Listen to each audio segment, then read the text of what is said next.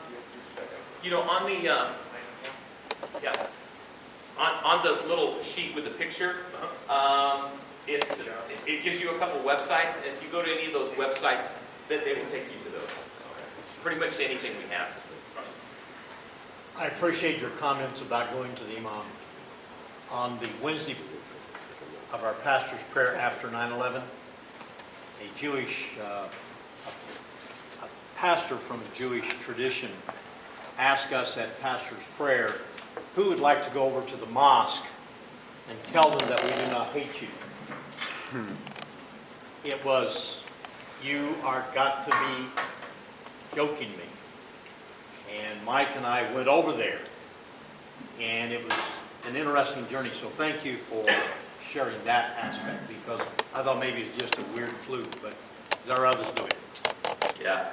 You know, even this thing that's happened in Boston, I watched a clip from the largest mosque in Boston as a result of what's happened this week. And there were about, I would say, 25 young Muslims that were having an interaction. It was on they put it on a video. And this was while the guys were still at large and everything.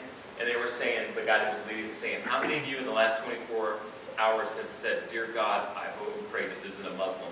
And they're all like, yeah, you know, I don't want it to be a Muslim.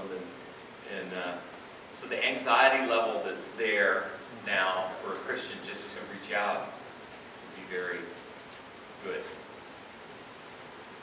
Greg, I love the phrase you talk about listening through relational research. Yeah. And it seems to me that there's a tension here between the relational and the research.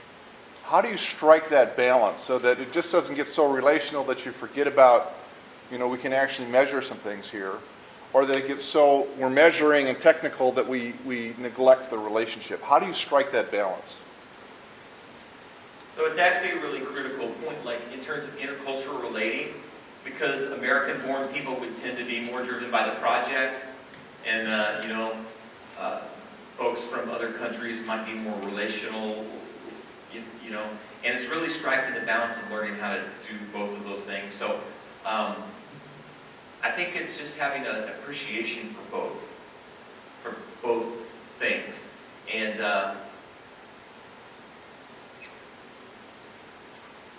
yeah, I don't know. I think there was something else, but I lost it. I want to piggyback on that, Greg, because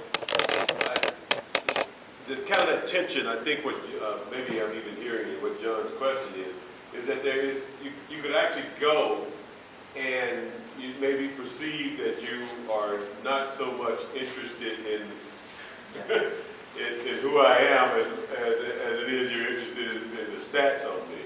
Right. No, that's what that triggers what I was thinking. In terms of where your starting point. So there are a lot of interesting research stuff that I think you want to know. But what I have found is that you can't often make a beeline there. In other words, I may have something on my mind that I feel is really important to know, and I may disclose that early on in the process.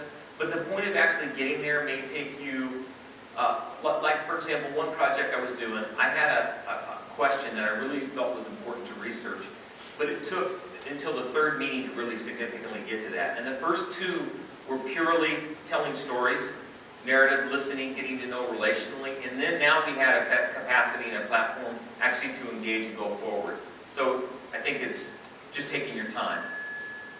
I think that question's illustrated with Brother Emmanuel's story of inviting the host leadership team over. They wanted to get to know them. They came, they ate, they left. I mean, it's bad. Greg, in the New England area, Boston, big city, but there are a lot of those small pockets throughout New England. How does that work out in a small town, what you're laying out? So we got a lot of large cities, but we do have a lot of small cities, and many folk that relate to their own counties. How do you see that working itself out? Are the principles different or are they the same? I think they're very, very much the same. So you have like multiple diaspora. So you have the diaspora from the folks from their country being dispersed from their country, either by force or by choice, coming. But then then they may come to a city like Boston, and then they get diasporized again because of the gentrification in communities and stuff. So this has actually happened in Boston, and then a lot of them get pushed out of neighborhoods in Boston, but then there are satellite communities that feed. And so we've also had to adjust then to this reality. You know, we could say, well, we're an urban mission that's just concerned with Boston, but we're ignoring the fact that our communities are changing and they're getting pushed out. So in fact, we kind of followed some of this to some of these other communities. And then, as you're pointing out, Jarvis, some communities that you don't necessarily think as really big, diverse diaspora populations, but some of it's very hidden. Like, for example, where my home church is outside of Boston, it's on the 128, like the tech corridor, and it's an affluent suburban town. And you wouldn't necessarily think of it as a big diaspora population, but in fact, they have the highest percentage of Asian Indians of any town in New England in this affluent suburban community. And most of these are like high-caste Hindus. And in fact, even in our own school, we have 400 students, a third of them are Hindus in our school, in our Christian school. So it can affect these small towns. And it's also in this town that the mosque is a half a mile down the street. So, yeah. You just can't skip over that. A third of the students in the Christian school are Hindu. Yeah. How do you work that out daily?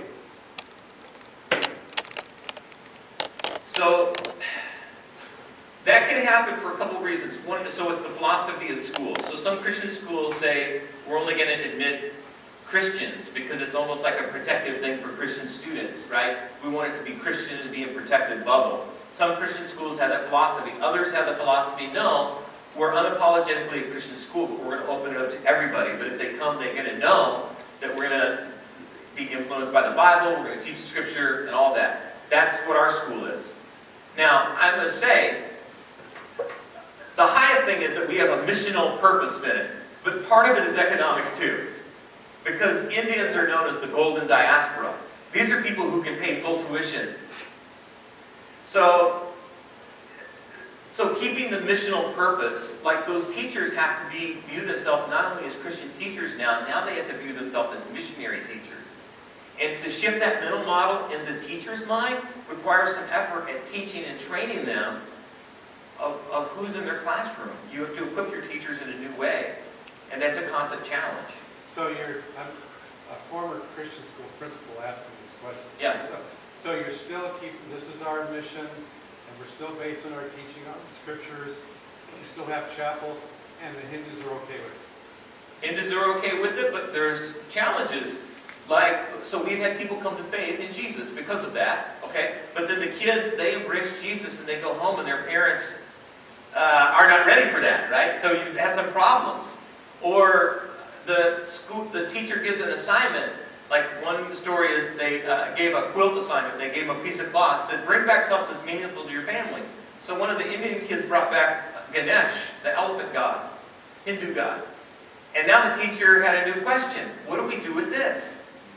So, but they had to learn how to engage it. I mean, for me, I'm glad that they had to wrestle with it, right? They're not so irrelevant, but it raises new questions that require new levels of learning and new levels of partnership to learn how to deal with that. Would you hire a Hindu teacher? Would we hire a Hindu teacher? No, they wouldn't hire a Hindu teacher. But they need to hire an Indian teacher, and they haven't, and they need to. Any other questions for Greg? This is really rich, great information. You got to solve the point, right? All right. Thank you, Greg. Appreciate your Good job, Greg.